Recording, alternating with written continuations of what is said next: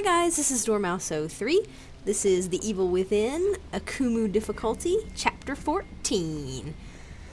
So we're coming down into this subway tunnel. You do not want to hit that soda machine right there because it'll just be some of those little baby demon things that come out of that. And I mean, they're kind of fun for a laugh because you can squish them, but not really necessary, and they might kill you. So better just to not mess with it. There's going to be our first statue of this level. But I didn't hit it yet because I was thinking that there might be a bottle. And there is one, but I think that I kind of miss it. But that's the first statue in any case. And you can disarm that trap for sure, but you don't have to. I think at this point in the game I had plenty, just plenty of trap parts. I could not pick up another trap part from now until the end of the game and it'd probably be okay. So there is your next map fragment. And this level is kind of slow. So, I mean, and it's kind of slow because I move through it kind of slow as well. So, you know, it can be much quicker if you aren't looking in the locker 30 times before you leave the room. So, just be aware that you can always move through these areas faster than I do. I do tend to be a much slower player. My pace is always kind of slow and steady. So here we're just gonna shoot the statue here, grab our key, and then I'm gonna do a little crossfade here because I ended up getting blown up in the bathroom after that checkpoint there. So there's the save room to the right. There's a bottle that you could have used on the statue, but I'm going to use it to lure this guy over. I don't think you really need to do this. As when you move toward the doorway, he will start moving toward you. So you don't really need to throw the bottle there to get his attention.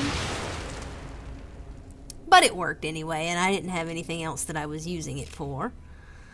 So then be careful if you're looting this bathroom. You want to blow up a few of these explosive bolts. Look at this. I mean, how was it missing? Someone tell me.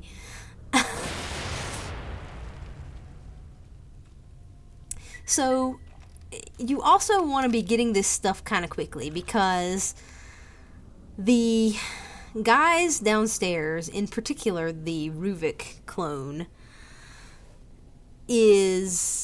can hear some of these explosions, and I'm not sure if it's the last one where, you know, it was kind of toward the door, you know, toward the back wall there, but you see I'm looking for him because I didn't want him to sneak up on me, and I have my shotgun out, which ends up not being the best choice. So I would actually recommend using one of the harpoon bolts on him, or a freeze bolt, whichever you can spare.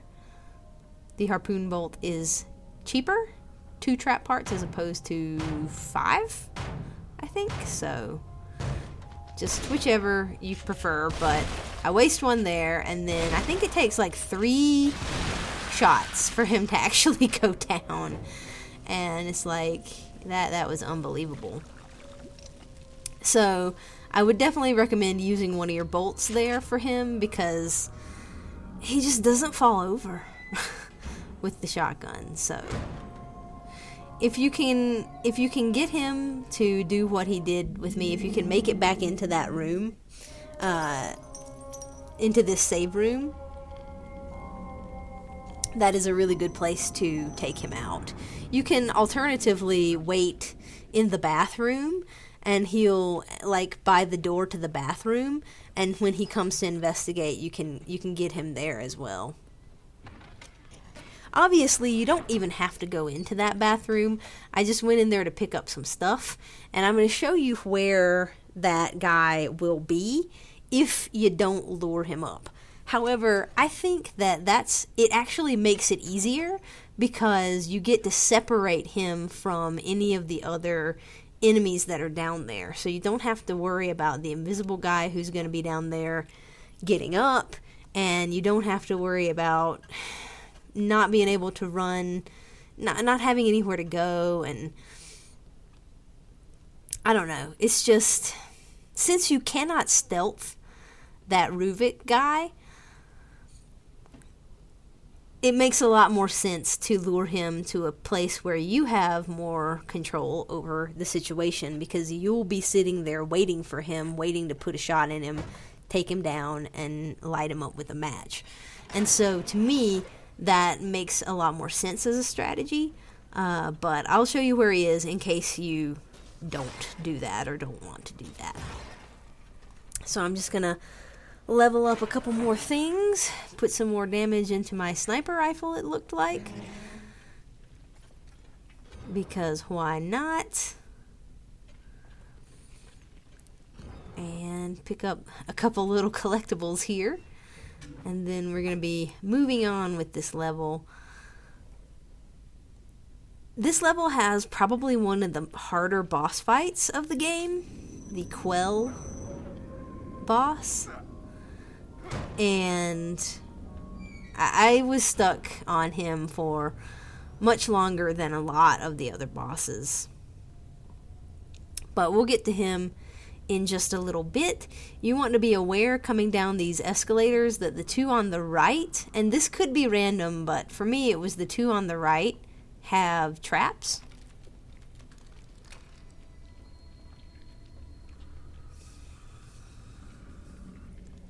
And those are not there on the other difficulty, or the lower difficulties. So just be aware that those are there and will kill you if you let them.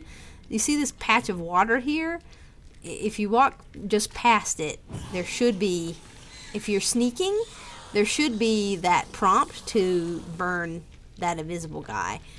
If you aren't sneaking, he will get up. And that's why I had my flash bolts out, because, you know, just in case he got up.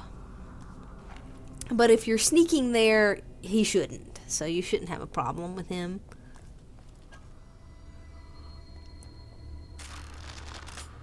For this guy, I used some harpoons, because there are going to be 2 harpoons on the wall to replace any that you use right here. Also, you want to hit your right bumper immediately when you start hearing that beeping. Even if you're in the middle of an animation of burning, if you're immediately holding on to your right bumper, then it will know that you want to be crouching, and so it'll stop from blowing you up. So, just a weird thing with that. I took a chance on disarming that trap for whatever reason. I'm not quite sure why I did that. That wasn't the most intelligent move that I've ever done, but I did it, so yay. So we're going to be moving down to this area right here, and this part can be kind of tricky. You'll see there was a crossfade there where I died. And it's tricky just because there are 3 of those invisible guys on the platforms out in the water. There's one Ruvik guy, there's a regular haunted, or not even a regular one, a SWAT haunted with a machine gun, and one with a rifle in that subway car up there. So if you come down here, you can get the prompt to burn that guy. And you want to hug this left edge because you don't want the Ruvik guy to see you. There he is right there. I'm going to wait for him to turn his back. And then I'm going to move over here and try to get in the middle of that platform. If you approach it from behind, he can sometimes stand up. But the Rubik guy saw me, so things went to hell a little bit, and now I'm having to just make things work. So I used my freeze bolt on the Rubik guy. That took care of him. I burned the guy who fell down from who was hanging. And I was kind of lucky that the two guys with the guns didn't see me. So I'm going to now take them out with my sniper rifle. And so I'm going to try to get this guy in the back of the head. You can zoom in with this sniper rifle. You can hit the A button to zoom in some more. But I don't know, for whatever reason, that messes up my shots. I don't know whether it has more sway on it when you do that or what. But if you can get that guy in the back of the head, that'll kill him. And then this guy, we're going to try to murder. And be careful of that. He could have easily gotten some shots off on me just then. So it went to hell a little bit, but it worked out. The main thing is that you really need to keep your eyes on that Rubik guy, and if things start to see you, just fall back like I did. Fall back into that subway car where things will be herded through the doors into it, and you can deal with stuff a little bit better. And have that freeze bolt ready to go to kill that Rubik guy if he sees you and you hear that scream. Because you'll see that, or you saw that he got off the little hand move where the hands are coming out of the ground.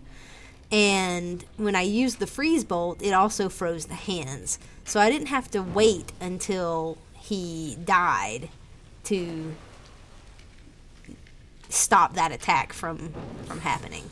But there's your last invisible guy, and now we are cleared of enemies for this section right here. You saw I burned the guy that was hanging up there. He will come to life. And so now we're free to collect some stuff. But this area, it can be a little bit tricky because, I don't know, sometimes stuff just goes a little randomly, you know? And it went a little randomly just then because generally you can get over there if you move as soon as the Rubik guy turns his back. You can get over and burn the guy on the platform. But the guys on the platforms are kind of finicky because I've had them wake up on me, which is no good. And,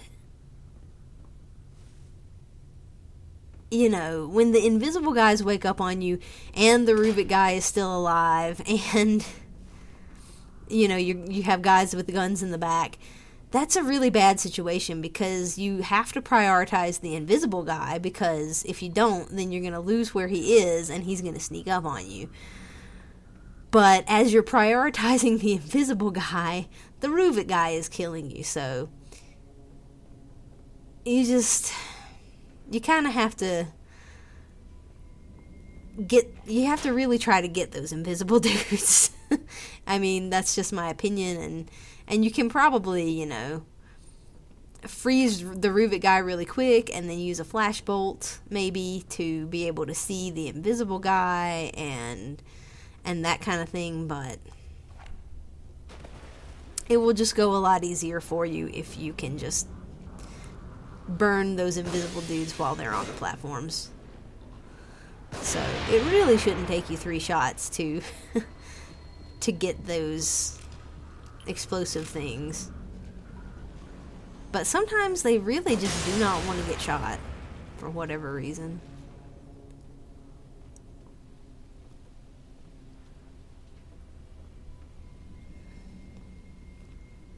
And I'm on the lookout for bear traps because I know there have been a couple more bear traps in these subway things than there normally are. And usually I would not have shot that arrow right there. I would have just crouched and sort of disarmed it. But I didn't want to take any chances because there has not been a checkpoint. And that section once you get to this point in it, you don't want to repeat it. Because you've probably died a couple of times, and it's just not the most fun thing to do over. So I shot it to be safe, but you probably don't need to. He's gonna look at the subway cars there, and believe it or not, I let this guy get too close to me and kill me. So, sadness for me. Good for him. He got some munchies.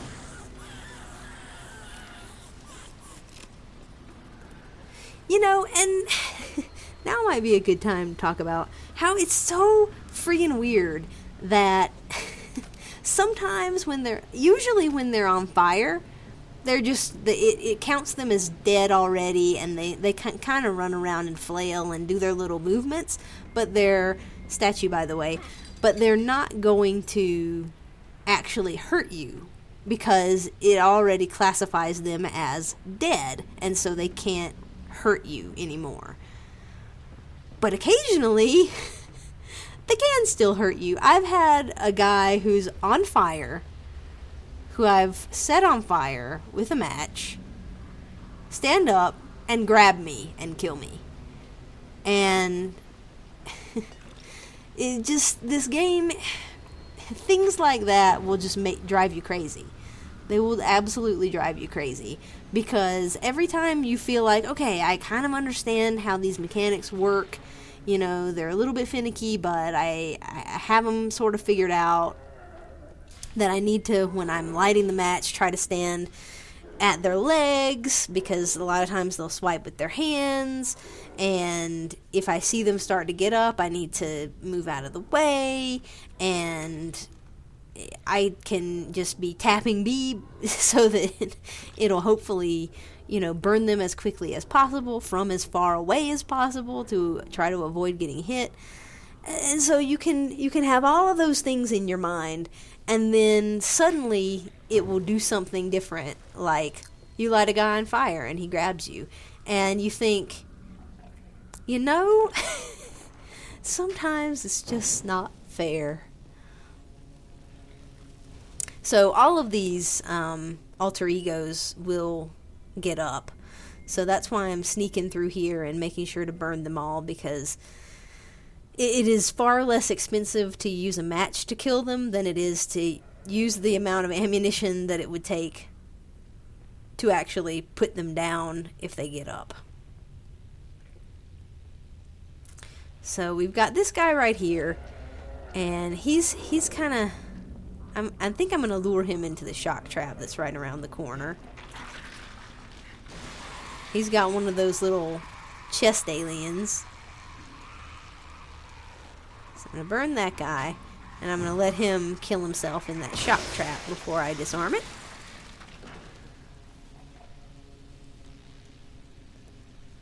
You can also, if you stayed crouched right there, you could have probably waited for him to kill himself, and then, you know, let the other ones that I burned in the middle between the two shock things, let him stand up and have him follow you back out, and kill himself in the shock trap too.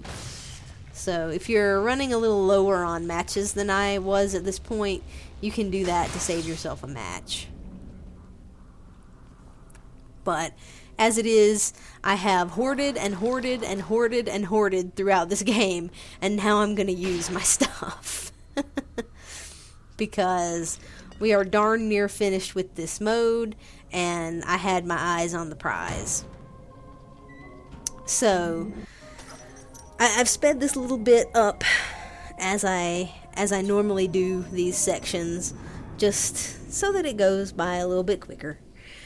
Because, you know, there's really not much to tell about these sections. I show you where to get a few of the collectibles. I show you what, you know, the keys are opening in the lockers, and any of the stuff that I'm upgrading, which tends to be, if you haven't been watching throughout, it tends to be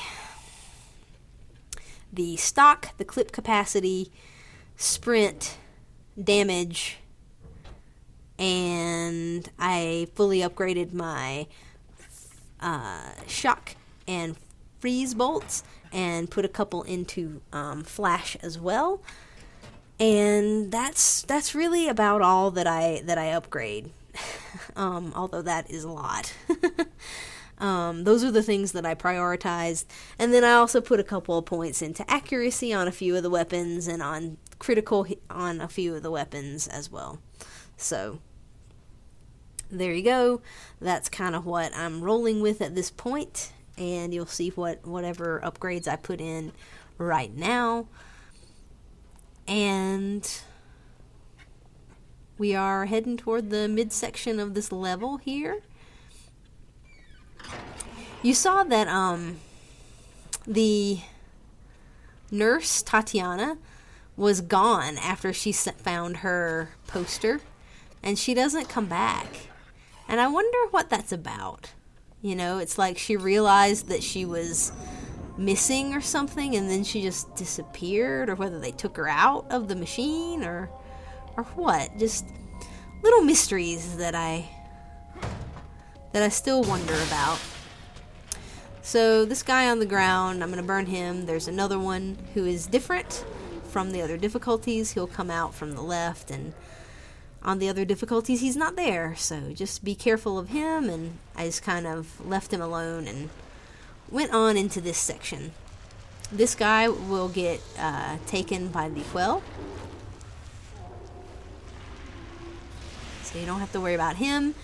The little rats in the water, when I first played the game, I thought that those were little enemies or something, or like the tentacles of an enemy or something. And I don't know, I was thinking that they hurt me or whatever. But that was just paranoia and stupidity, because they're just rats. And so you want to be careful of this trap up here. I believe that makes the water electrified or something. I'm not sure what it does. And there's going to be a couple more of the alter egos in this area. That guy got hurt by something, and I'm not sure what. There must have been a trap there. Or he might have pulled himself down. He took a harpoon to the throat, though.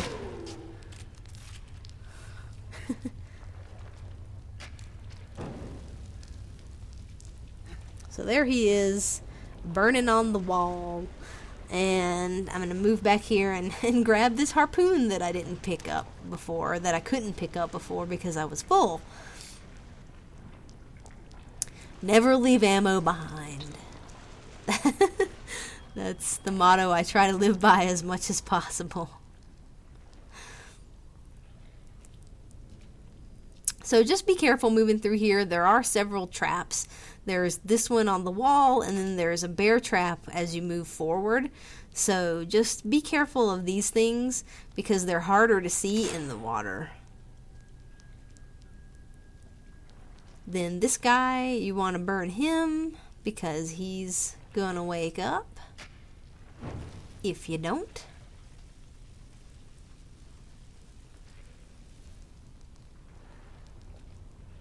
And then we're going to make our way to the little cache of goodies up here. There's one of those little walls that you have to burn through. One of the, like, I don't know, it looks like